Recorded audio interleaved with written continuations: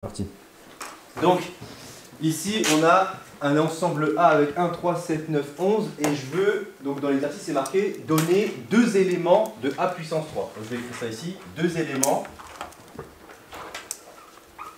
de A puissance 3. Alors, c'est quoi deux éléments de A puissance 3? Est-ce que quelqu'un peut m'en donner deux? Deux éléments de A puissance 3. Moi, je me dis 3 et 9. Il faut l'écrire correctement. D'ailleurs, c'est faux, mais déjà, il faut l'écrire correctement. A puissance 3, ça correspond à quoi? C'est quoi A puissance 3? Fois A. C'est quoi? Non, Alors, ça, c'est ok. A puissance 3, c'est A fois A fois A. Mais je vous rappelle que A, c'est un ensemble. Donc, a priori, c'est quoi l'ensemble A fois l'ensemble A fois l'ensemble A? A puissance n. Pourquoi A puissance n, c'est A puissance 3 là? Ah, ok. Ouais? A factoriel. Non. Ah. Non. Bon, on peut mettre A puissance 3 Oh. égale Oh. 3 fois 7 fois 9. Alors c'est juste dans 3 l'ensemble. fois 7 fois 9. Alors, pas vraiment, mais presque. A, 1 terrain, 1 Non plus. 1 fois 3 fois 9. 1 fois. Non, pourquoi vous mettez des fois? Ah, 1 fois 9. Parce que vous avez oublié ce que c'était. A fois A fois A puissance 3, c'est un triplet en fait. C'est un élément qui appartient, si vous l'appelez par exemple, je sais pas, on va l'appeler, je ne veux pas l'appeler X parce que c'est un peu con de l'appeler X. Un élément qui appartient à A puissance 3, je vais écrire comme ça, c'est mieux. Un élément qui appartient à A puissance 3, c'est un triplet. C'est un triplet. Vous vous rappelez quand je vous avais dit un élément qui appartient à R2, c'est un élément qui appartient à R2, c'est des coordonnées. D'accord? Un élément qui appartient à R2, c'est des coordonnées, ça veut dire que vous avez besoin d'un X et d'un Y, on est d'accord? Ouais. Et bien un élément qui appartient à A puissance 3, on peut imaginer ça comme des coordonnées dans l'espace. Mais ici, les seules coordonnées que vous avez dans A, c'est ça. Donc un élément de A puissance 3, par exemple, c'est ça. Regardez, c'est 3, 7, 9. Ça appartient à A puissance 3. Mais je peux faire mieux que ça. Regardez, cet élément-là, aussi, il appartient à A puissance 3. Parce que regardez bien, j'ai un sac de A pour le premier, un sac de A pour le deuxième, un sac de A pour le troisième. Ça veut dire qu'en fait, je peux faire 3, 3, et il n'y a pas 4, pardon, désolé, je crois qu'il y avait 4.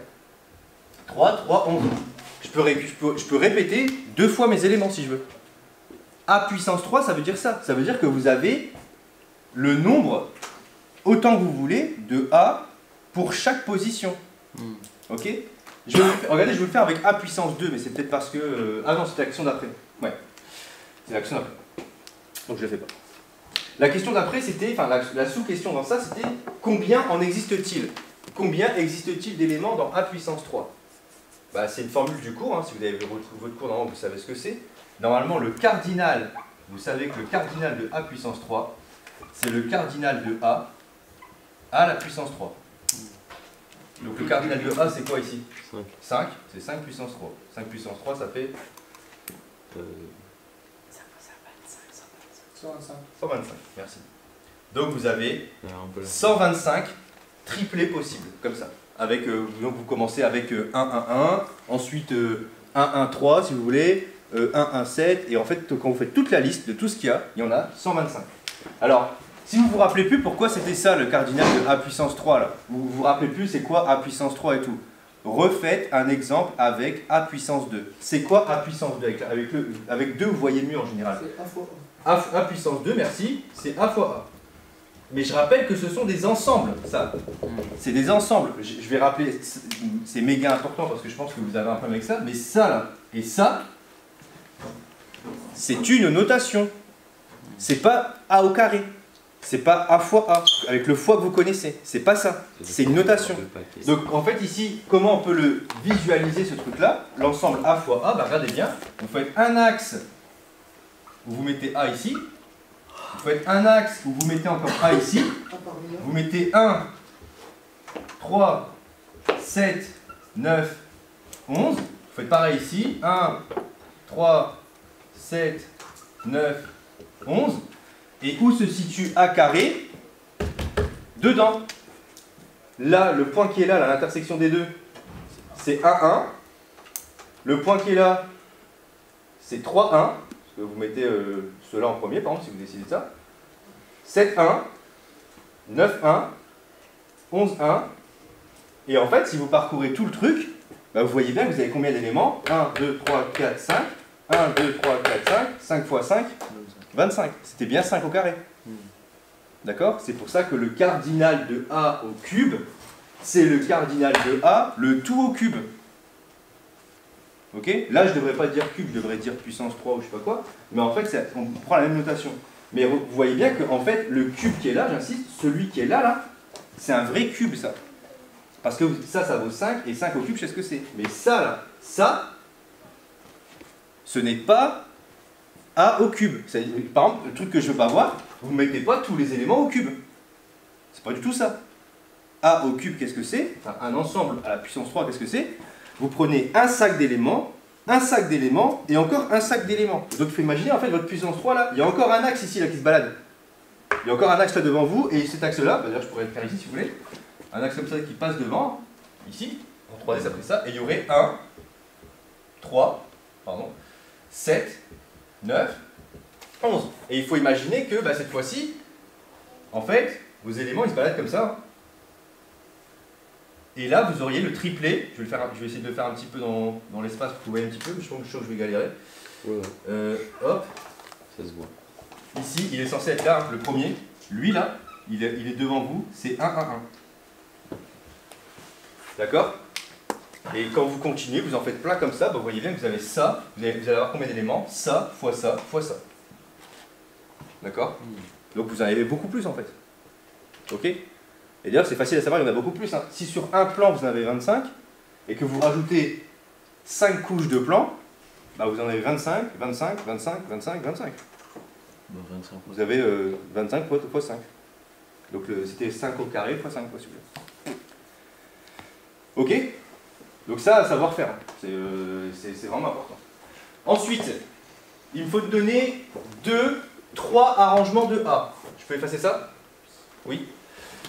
3 arrangements de A. C'est quoi un arrangement? C'est quoi un arrangement? N, Ouais. N factoriel sur K. Ok, c'est pas du tout ce que j'ai demandé. Hein. C'est quoi un arrangement? Quelqu'un peut me retrouver la définition d'un arrangement, s'il vous plaît? Dans votre cours, hein. Normalement vous l'avez vu avant de venir, vous l'avez appris avant de venir. C'est quoi un arrangement? Un arrangement? Ah, c'est pas comme un immense podium en métaux dedans. Quand on a quoi? Un immense podium? Ouais. Et bah, ça c'est une permutation, mais c'est pas grave. Bah, c'est quand l'ordre il est important, que les éléments qui sont tous utilisés, ouais, et que les répétitions elles sont pas autorisées, c'est ça? Alors, redis-moi. C'est quand tous les éléments sont utilisés. Ouais. Que non, quand tous les éléments sont pas utilisés, que les répétitions sont pas autorisées et que l'ordre il est important. Alors, est-ce que tu peux me retrouver la définition exacte d'un arrangement dans ton cours, s'il te plaît? Parce que je pense que c'est ça, mais j'ai peur de ne pas avoir compris un truc. Dans l'arbre de décision, c'est pas première branche. Est-ce que le choix est important? Est-ce que l'ordre est important? Non. C'est ce qu'il a dit en fait. Mais je veux la définition exacte d'arrangement. Il y a une définition exacte dans votre cours d'un cas arrangement. Attends, Et là, a priori, si c'est un arrangement d'éléments de A, vous avez que A. D'accord? Ça va, vous en sortez pour retrouver la définition? Ça n'a pas l'air d'être le cas là. Non, en plus.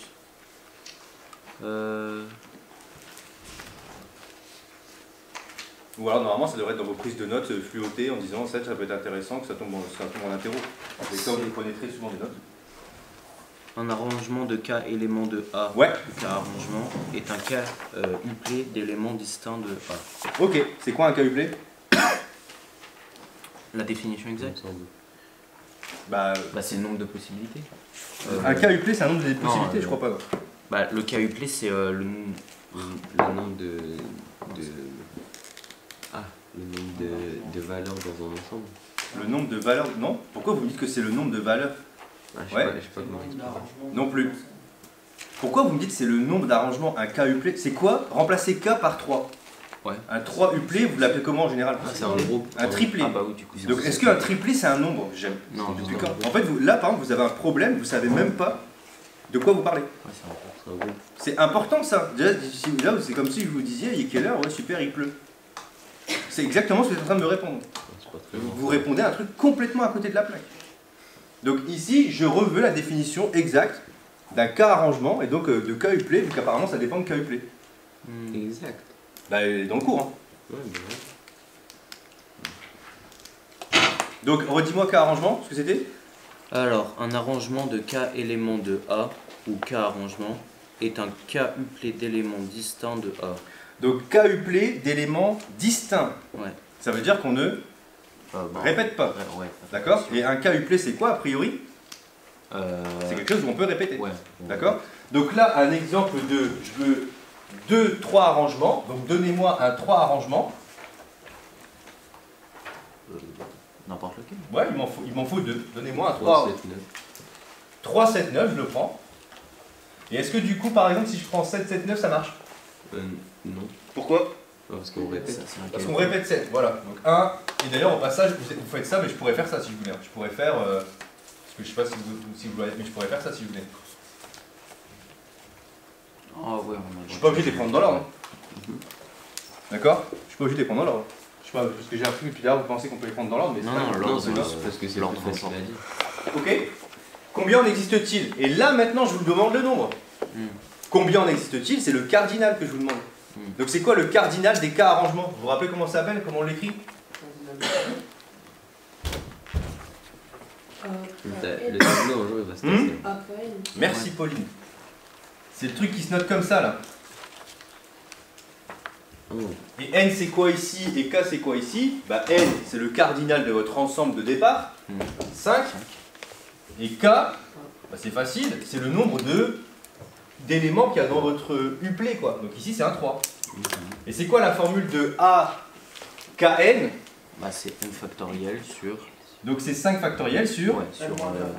Exactement, 5 moins 3 factoriel. Donc ça fait quoi ça? Bah ça fait 5 fois 4 fois 3 fois 2 fois 1 si vous voulez bien. Et là ça fait 3, 5 moins 3 ça fait 2. Donc 2 factoriel, 2 fois 1. Donc ça part. Et il me reste 5 fois 4 fois 3 ce qui fait... 60. 20 fois 3, 60, ouais.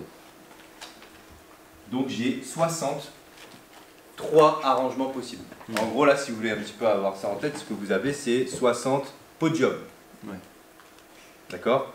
Là par exemple, si quelqu'un m'avait dit bah monsieur en fait un 3 arrangements c'est un podium de 3 personnes, j'aurais déjà été content.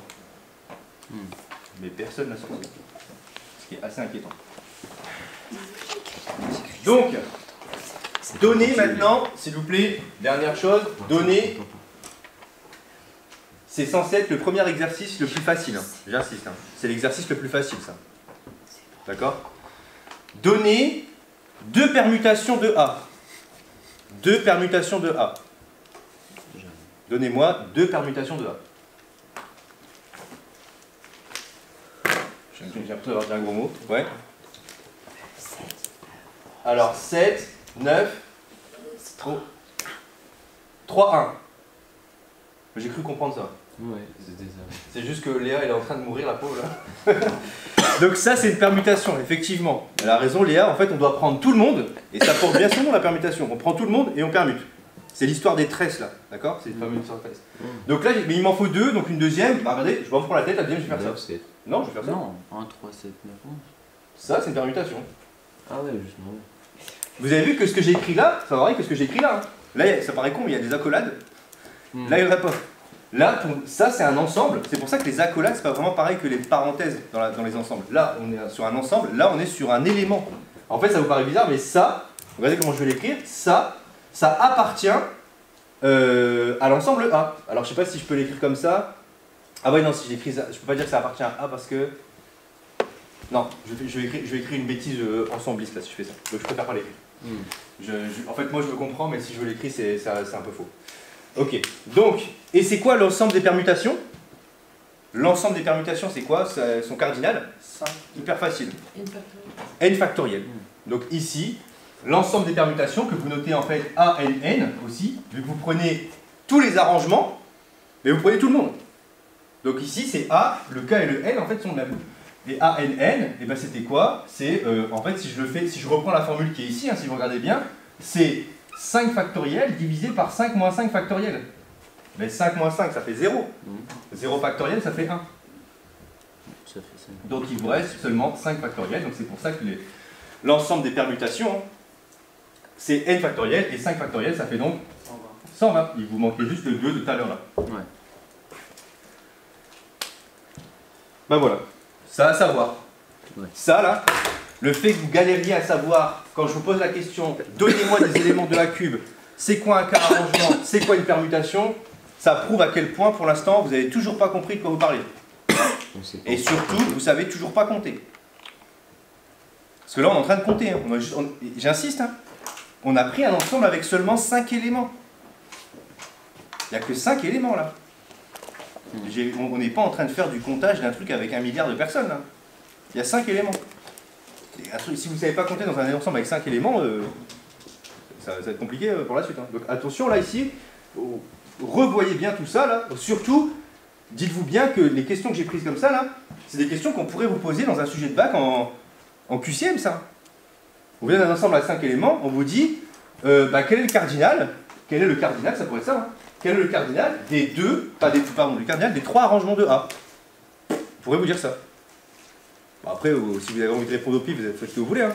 Mais vous jouez quand même des points au pif, ce qui est un peu con. Ok? Donc attention à ça.